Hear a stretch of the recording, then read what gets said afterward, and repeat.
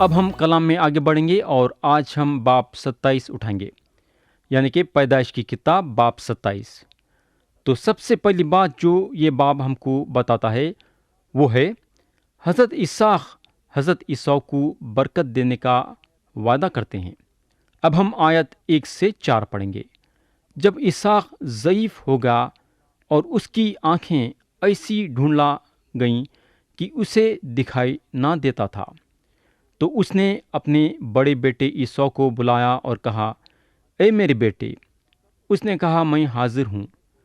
تب اس نے کہا، دیکھ میں تو ضعیف ہو گیا اور مجھے اپنی موت کا دن معلوم نہیں، سو اب تو ذرا اپنا ہتھیار، اپنا ترکش اور اپنی کمان لے کر جنگل کو نکل جا اور میرے لیے شکار مار لا اور میری حسب پسند لذیذ کھانا میرے لیے تیار کر کے میرے آگے لے آ، تاکہ میں کھاؤں اور اپنے مرنے سے پہلے دل سے تجھے دعا دوں۔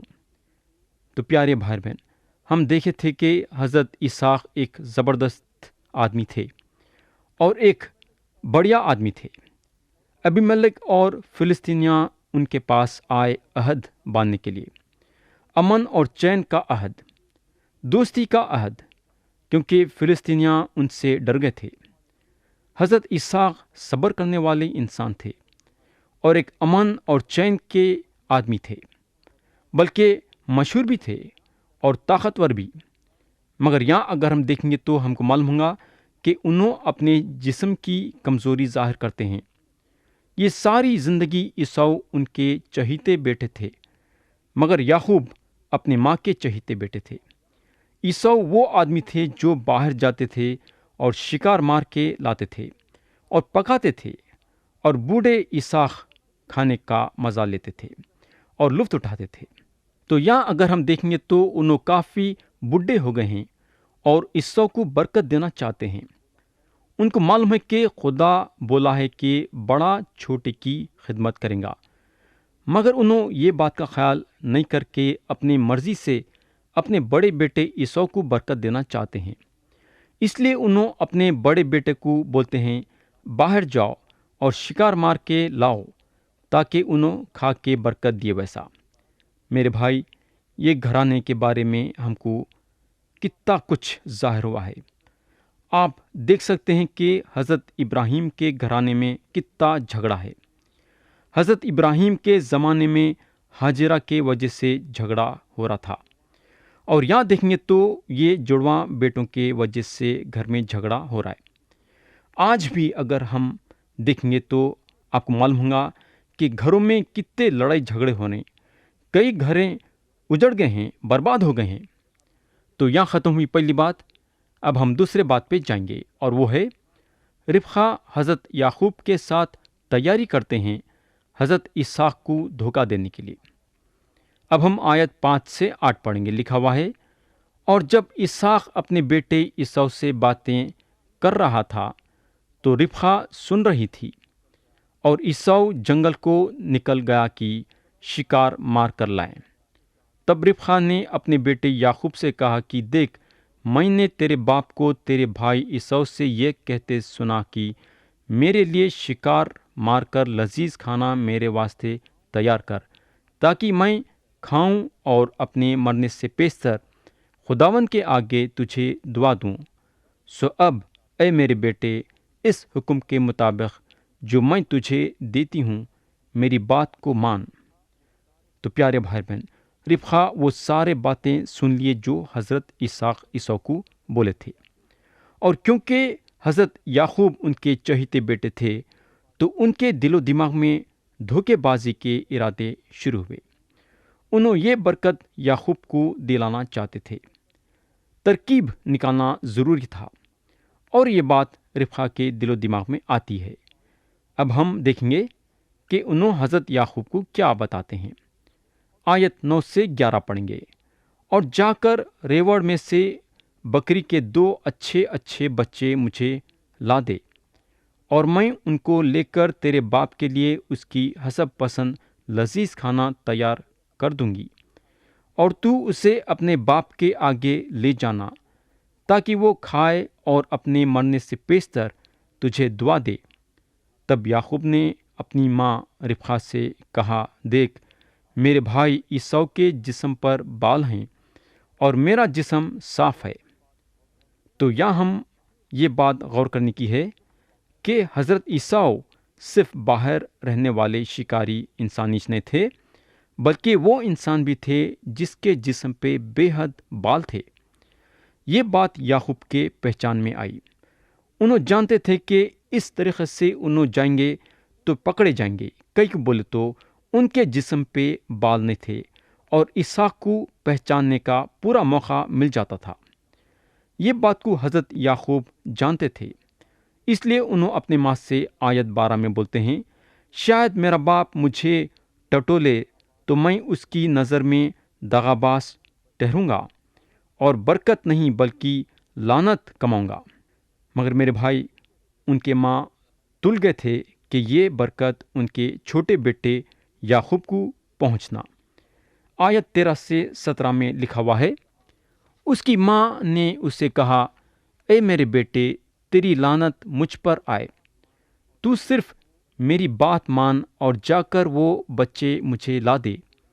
تب وہ گیا اور ان کو لا کر اپنی ماں کو دیا، اور اس کی ماں نے اس کے باپ کی حسب پسند لذیذ کھانا تیار کیا، اور ربقہ نے اپنے بڑے بیٹے عیسو کے نفیس لباس جو اس کے پاس گھر میں تھے لے کر ان کو اپنے چھوٹے بیٹے یعقوب کو پہنایا، اور بکری کے بچوں کی کھالیں اس کے ہاتھوں اور اس کی گردن پر جہاں بال نہ تھے لپیٹ دیں، اور وہ لذیذ کھانا اور روٹی جو اس نے تیار کی تھی اپنے بیٹے یعقوب کے ہاتھ میں دے دی۔ تو یہاں دیکھیں گے تو ربقہ بکری کے بچوں کی کھالیں یعقوب کے ہاتھوں پہ اور گردن پہ جہاں بال نہیں تھے لپیٹ دیے، تاکہ جب یعقوب کے باپ ان کا معائنہ کریں گے تو ان کے دھوکے بازی کا پتہ نہیں چلے، اور انہوں یعقوب کو چھینک کے یہ محسوس کرنا کہ یہ عیسو ہیں۔ میرے بھائی، آپ سوچ سکتے کہ یہ ایک گھر ہے جہاں محبت کے ساتھ رہنے کے بجائے دھوکے بازی چل رہی ہے۔ کیا ان لوگوں کو یہ محسوس نہیں ہوا ہوگا کیا کہ ایک خدا آسمان میں ہے جو ان پہ نظر رکھ رہا ہے؟ ہم کو معلوم ہونا چاہیے کہ جب انسان کوئی چیز حاصل کرنے کی کوشش کرتا تو اس وقت انہیں خدا کے بارے میں بالکل نہیں سوچتا۔ یہاں ویسا ہوا، ربقہ اور یعقوب کا دماغ دھوکے بازی پہ تھا اور خدا میں نہیں۔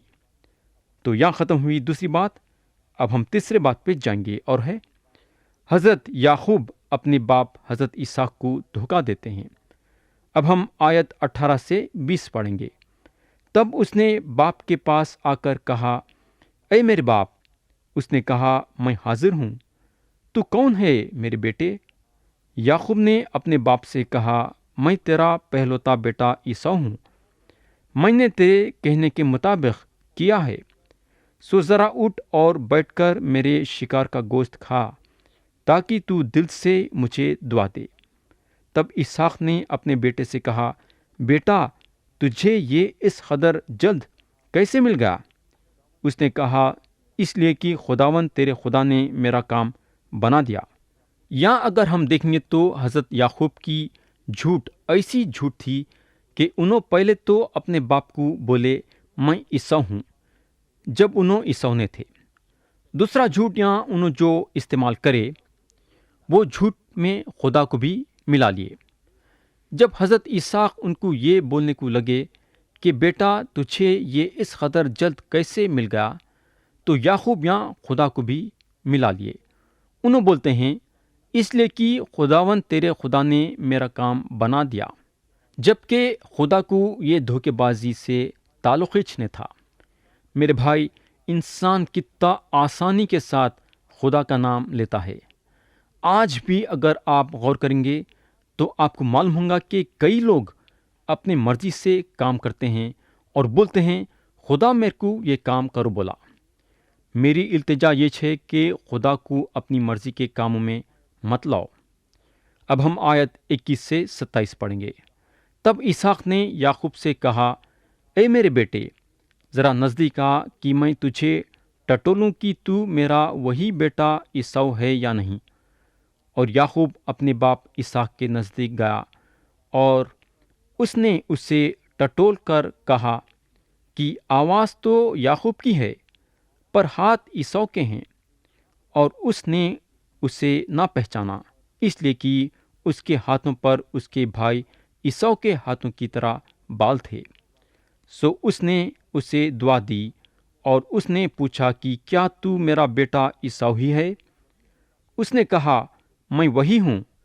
تب اس نے کہا، کھانا میرے آگے لے آ، اور میں اپنے بیٹے کے شکار کا گوشت کھاؤں گا، تاکہ دل سے تجھے دعا دوں۔ سو وہ اسے اس کے نزدیک لے آیا، اور اس نے کھایا، اور وہ اس کے لیے میں لایا، اور اس نے پی۔ پھر اس کے باپ اسحاق نے اس سے کہا، اے میرے بیٹے، اب پاس آ کر مجھے چوم۔ اس نے پاس جا کر اسے چوما۔ تب اس نے اس کے لباس کی خوشبو پائی، اور اسے دعا دے کر کہا، دیکھ، میرے بیٹے کی مہک اس کھیت کی مہک کی مانند ہے جسے خداوند نے برکت دی ہو۔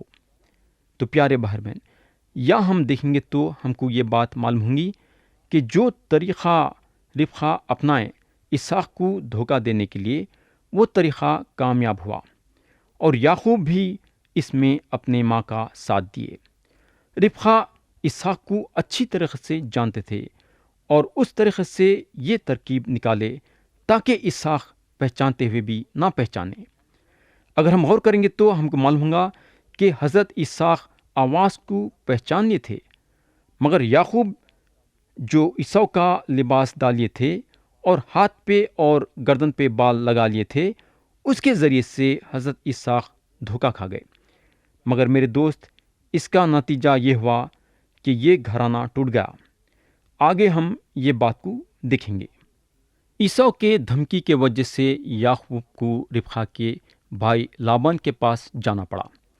اب ہم آیت 28 اور 29 پڑھیں گے۔ لکھا ہوا ہے، خدا آسمان کی اوس اور زمین کی فربہی اور بہت سا اناج اور میں تجھے بخشے، قومیں تیری خدمت کریں اور قبیلے تیرے سامنے جھکیں۔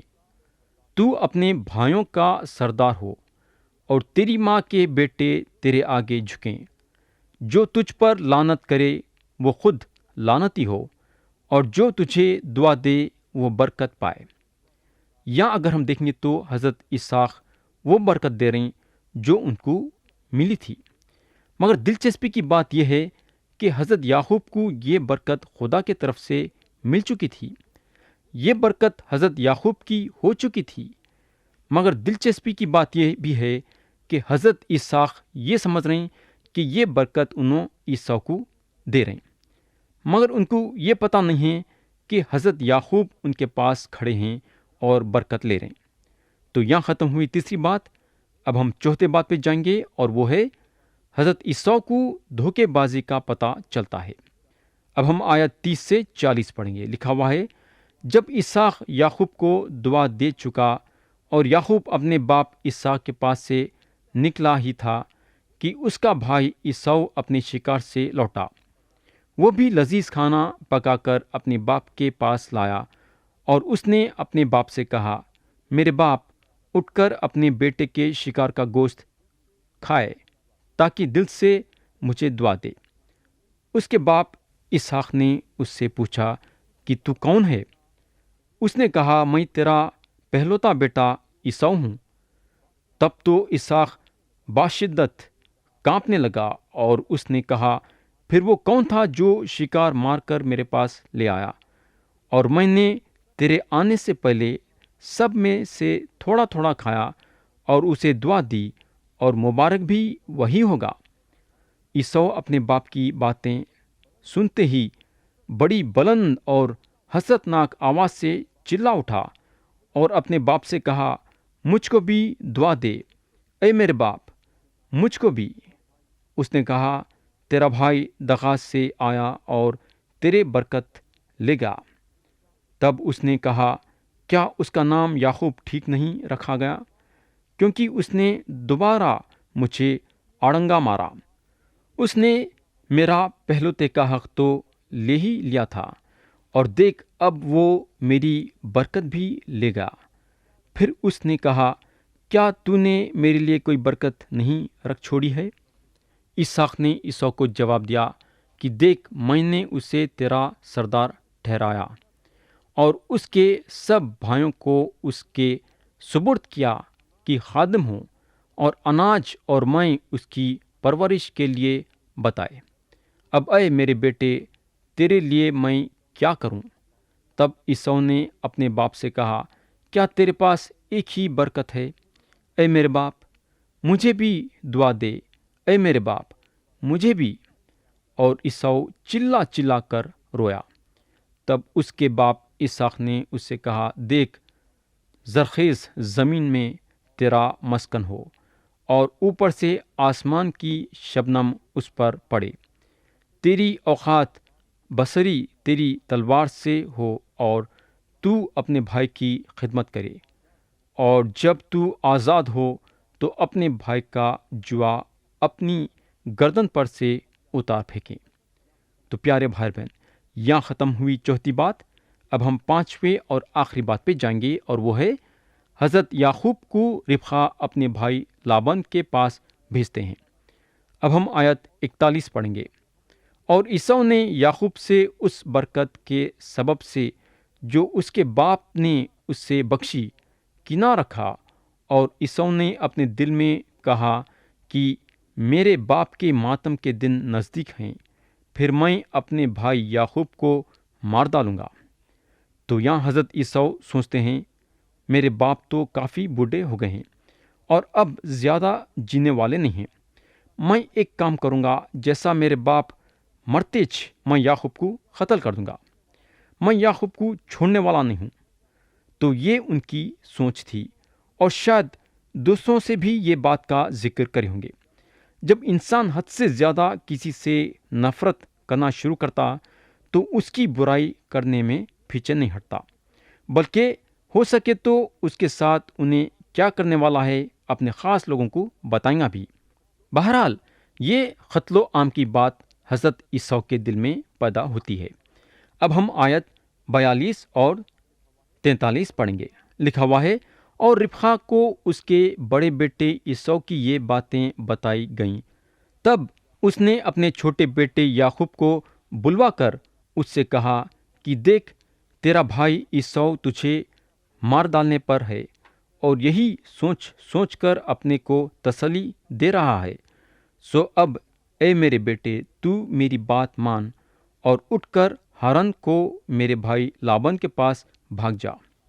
پیارے بھائی بہن، یا اگر ہم دیکھیں گے تو ہم کو معلوم ہوگا کہ ربقہ پھر سے اپنی ترکیب حضرت یعقوب کے کان میں ڈالتے ہیں، یعنی کہ فیصلہ پھر سے اپنے ہاتھ میں لیتے ہیں۔ انہوں اپنے بیٹے یعقوب کو صلاح دیتے ہیں کہ تمہارا بھائی تمہار کو مار ڈالنے کا ارادہ کرا ہے، اب تم یہاں سے بھاگو اور میرے بھائی لابان کے پاس چلے جاؤ جو ہارن میں رہتے ہیں۔ مگر ہم کو معلوم ہونا چاہیے کہ ربقہ کو اپنے گناہ کی قیمت چکانا پڑا۔ انہوں حضرت یعقوب کو پھر سے نہیں دیکھے۔ ان کا خیال تھا کہ انہوں یعقوب کو تھوڑی سے وقت کے لیے بھیجیں گے، مگر ہم کو معلوم ہونا چاہیے کہ انہوں یعقوب کی صورت پھر سے نہیں دیکھ سکے، کیوں بولے تو حضرت یعقوب ہارن سے آنے سے پہلے ان کا انتقال ہوگا۔ اب ہم آیت 44 سے 46 پڑھیں گے۔ لکھا ہوا ہے، اور تھوڑے دن اس کے ساتھ رہے جب تک کہ تیرے بھائی کی خفاگی اتر نہ جائے، یعنی جب تک تیرے بھائی کا قہر تیری طرف سے ٹھنڈا نہ ہو، اور وہ اس بات کو جو تو نے اس سے کی ہے بھول نہ جائے، تب میں تجھے وہاں سے بلوا بھیجوں گی۔ میں ایک ہی دن میں تم دونوں کو کیوں کھو بیٹھوں؟ اور ربقہ نے اسحاق سے کہا، میں ہتی لڑکیوں کے سبب سے اپنی زندگی سے تنگ ہوں، سو اگر یعقوب ہتی لڑکیوں میں سے جیسے اس ملک کی لڑکیاں ہیں کسی سے بیاہ کر لے تو میری زندگی میں کیا لطف رہے گا۔ پیارے بھائی بہن، اگر ہم یہ گھرانے میں دیکھیں گے تو ہم کو معلوم ہوگا کہ یہ گھر دو ٹکڑوں میں بڑھ گیا تھا۔ ایک طرف اسحاق اور عیسو تھے اور دوسری طرف ربقہ اور یعقوب تھے۔ پیارے بھائی بہن، یہ تو ہم تھوڑا سا حصہ دیکھیں، مگر کئی سالہ یہ لوگ ایک گھر میں تھے اور ان کی کمزوری یہ تھی کہ یہ ایک ساتھ مل کے نہیں رہے۔ اس کا نتیجہ یہ ہوا کہ بھائی بھائی کے خلاف ہو گیا اور ماں بیٹے سے جدا ہو گئی۔ جو ماں اپنے بیٹے یعقوب کو اتنا چاہتی تھی، اپنا بیٹا جانے کے بعد پھر کبھی اس کی شکل نہیں دیکھی۔ بڑا بیٹا دیکھے تو اپنے ماں باپ کو ستانے کے لیے وہ لڑکیوں سے شادی کرا جس لڑکیوں سے اس کے ماں باپ چڑھتے تھے۔ تو پیارے بھائی اور بہن، ہمارا گھرانہ برقرار رہنا ضروری ہے، ایک دوسروں کے ساتھ مل جل کے رہنا ضروری ہے، اور یہ نہیں ہوتا ہے تو ایک ہی نہیں بلکہ سارے گھر والوں کی زندگی تباہ ہو جاتی ہے۔ تو دوست، اگر آپ کے گھر میں نا اتفاقیاں ہیں تو ایک ساتھ بیٹھو اور نا اتفاقیوں کو دور کرو اور گھر میں امن اور چین پیدا کرو۔ اگر آپ اپنے گھرانے کے نا اتفاقیوں کو دل کھول کے بیٹھ کے دور کریں گے تو خدا اس معاملے میں ضرور آپ کا ساتھ دیں گا۔